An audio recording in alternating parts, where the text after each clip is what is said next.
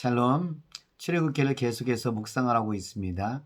출애굽기 15장 22절에서 27절에 있는 말씀입니다. 이스라엘 백성들은 홍해를 나와서 수르 광야에 진입하게 됩니다. 3일 만에 그들은 물이 떨어지게 됩니다. 마라에 도착해서 물을 발견하게 되지만 쓴물이었습니다. 이때 이스라엘 백성들과 모세의 반응이 다르게 됩니다. 모세는 어떻게 하나님께 나아갔을까요? 25절에 있는 말씀입니다. 모세가 여호와께 부르짖었더니 여호와께서 그에게 한 나무를 가리키시니 그가 물에 던지니 물이 달게 되었더라. 거기서 여호와께서 그들을 위하여 법도로 율례를 정하시고 그들을 시험하실세. 모세는 하나님께 기도했습니다. 마라에 쓴물을 만나게 되자 모세는 하나님께 기도해서 문제를 해결하려고 하고 있습니다. 이스라엘 백성들은 마라에서 쓴물이 만나자 모세에게 달려나가서 원망을 했습니다. 우리가 애굽에서 나와서 쓴물을 먹기 위해서 이렇게 지내는 것이냐 하면서 모세를 향해서 원망하면서 압박을 했을 것입니다. 근데 모세는 하나님 앞에 나와서 기도했다는 것입니다. 이처럼 문제를 만나게 되었을 때 무엇을 해야 될지를 모세를 통해서 배우게 됩니다. 그런데 저에게 있어서 여기서 교훈적인 내용은 뭐냐면요. 하나님께서 모세에게 지시한 것입니다. 마라의 쓴물에 나무를 던지라는 것이었습니다. 마라에 쓴물이 있으면 다른 것을 통해서 기적을 베푸셨을 텐데 말씀으로만으로도 분명히 기적을 이룰 수 있을 텐데 주님은 나무를 넣었다는 겁니다. 나무를 넣자 쓴물이 단물로 변했다는 것입니다. 이 나무가 어떤 나무인지는 알 수가 없습니다. 근데 오늘 이것을 우리에게 삶에 적용하게 되면요, 우리의 인생이 광야 같은 인생을 가게 됩니다. 물인 줄 알고 마셨는데 쓴물입니다.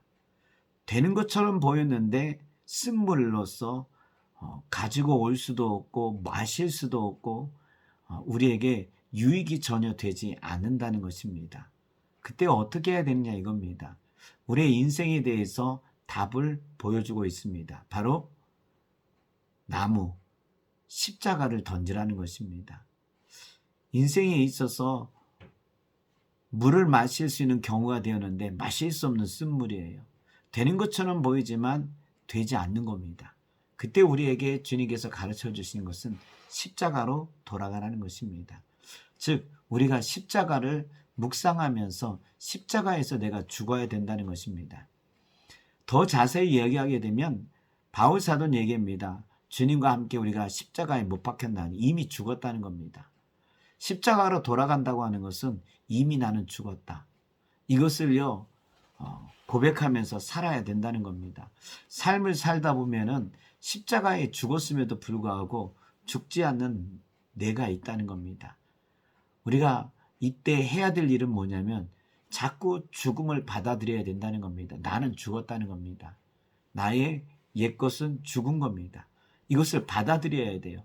받아들여야만이 새로운 삶을 살아가는 겁니다.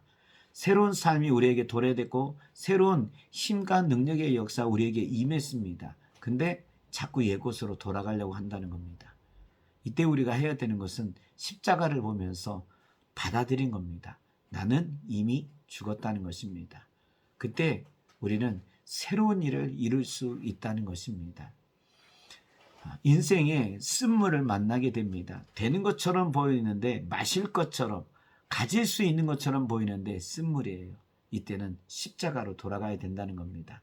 십자가가 우리의 쓴물 같은 인생을 단물로 바꿔준다는 것입니다. 바로 십자가로 돌아가는 것, 내가 죽음을 받아들인 겁니다. 내가 죽음을 받아들이고 오직 십자가로 살게 되었을 때 쓴물은 단물로 바뀌는 겁니다.